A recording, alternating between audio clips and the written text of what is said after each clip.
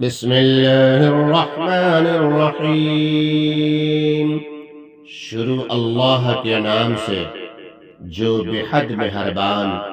نہایت رحم والا ہے۔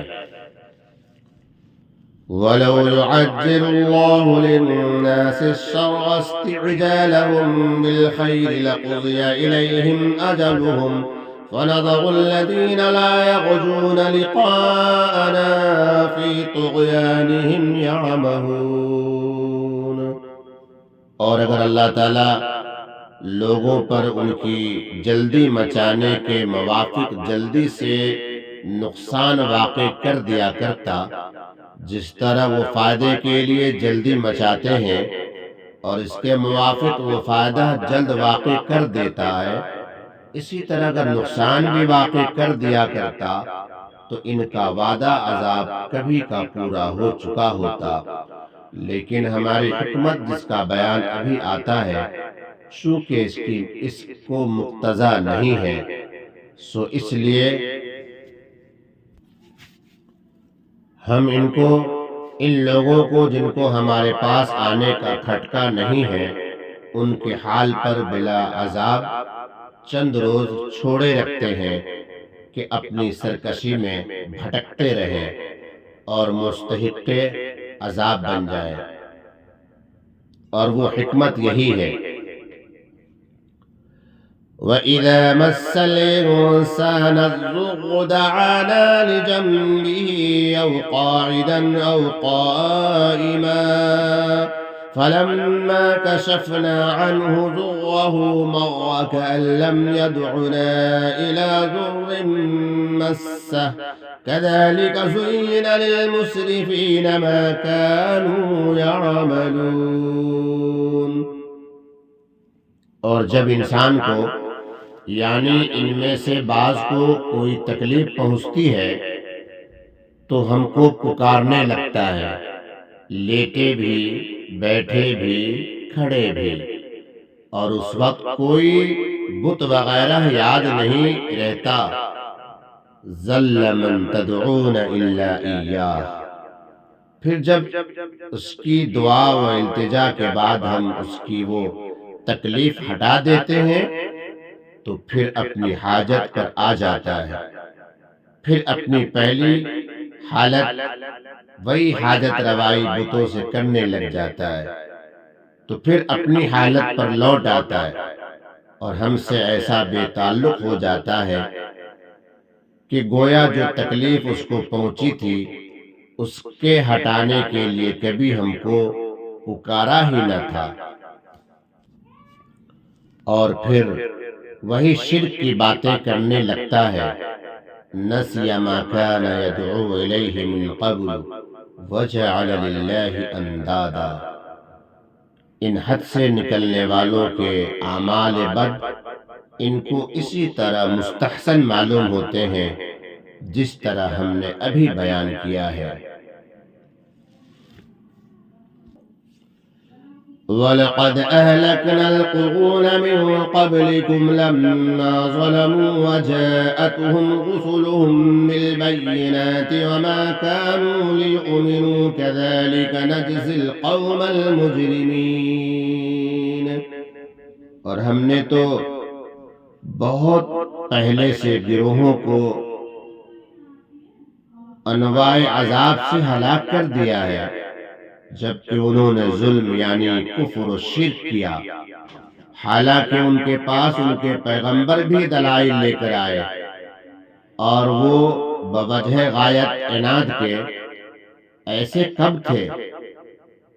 کہ ایمان لے آتے۔ ہم مجرم لوگوں کو ایسی ہی سزا دیا کرتے ہیں جیسا ہم نے ابھی بیان کیا۔ ثم جعلناكم خلائف في الأرض من بعدهم لننظر كيف تعملون۔ پھر ان کے بعد ہم نے دنیا میں بجائے ان کے تم کو آباد کیا تاکہ ظاہری طور پر بھی ہم دیکھ لیں کہ تم کس طرح کام کرتے ہو۔ آیا ویسا ہی شرک و کفر کرتے ہو یا ایمان لاتے ہو۔ وَإِذَا تُتْلَى عَلَيْهِمْ آيَاتُنَا بَيِّنَاتٍ قَالَ الَّذِينَ لَا يَرْجُونَ لِقَاءَنَا ائْتِ بِقُرْآنٍ غَيْرِ هَذَا أَوْ بَدِّلْهُ۔ اور جب ان کے سامنے ہماری آیتیں پڑھی جاتی ہیں جو بالکل صاف صاف ہے، تو یہ لوگ جن کو ہمارے پاس آنے کا کھٹکا نہیں ہے، آپ سے یوں کہتے ہیں کہ یا تو اس کے سوا کوئی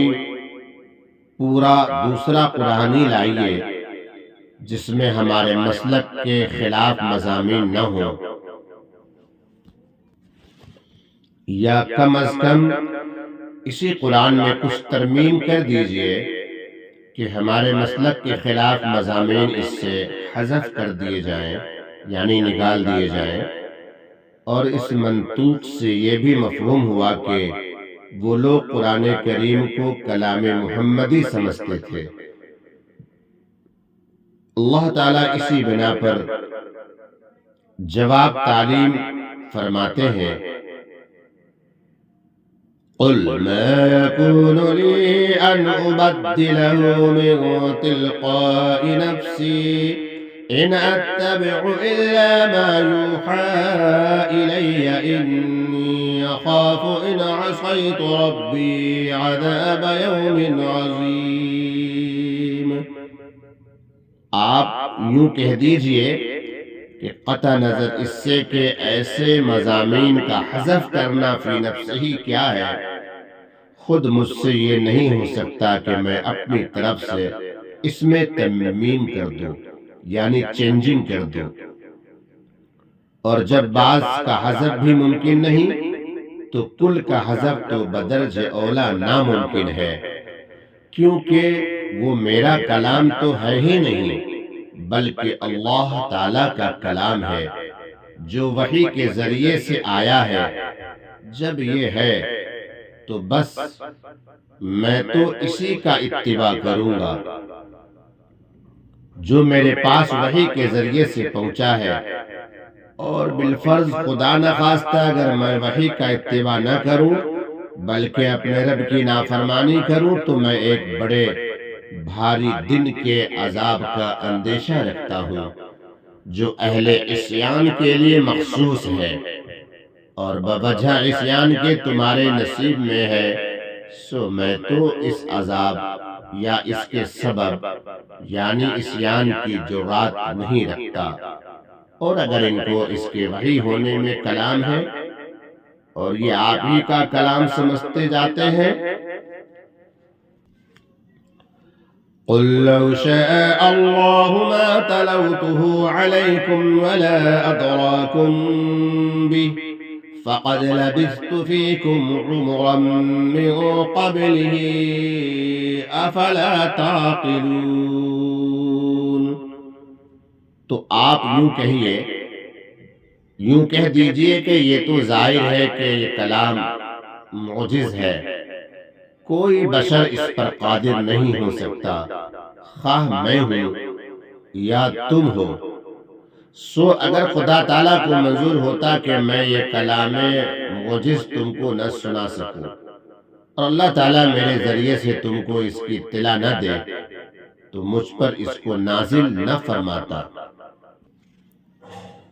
بس نہ تو میں تم کو یہ کلام پڑھ کر سناتا اور نہ اللہ تعالیٰ تم کو اس کی اطلاع دیتا۔ بس جب میں تم کو سنا رہا ہوں اور میرے ذریعے سے تم کو اطلاع ہو رہی ہے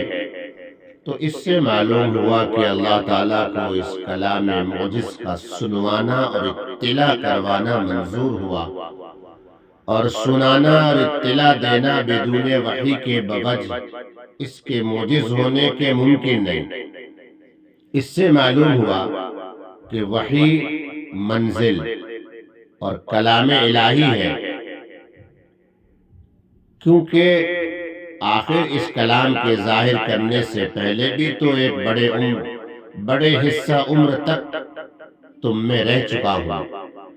پھر اگر یہ میرا کلام ہے تو یا تو اتنی مدت تک ایک جملہ بھی اس طرز کا نہ نکلا، اور یا دفعتاً اتنی بڑی بات بنا لی۔ یہ تو بالکل عقل کے خلاف ہے۔ پھر کیا تم اتنی عقل نہیں رکھتے ہو؟ جب اس کا کلام الہی اور حق ہونا ثابت ہو گیا اور پھر بھی مجھ سے درخواست ترمیم کی کرتے ہو اور اس کو نہیں مانتے، تو سمجھ لو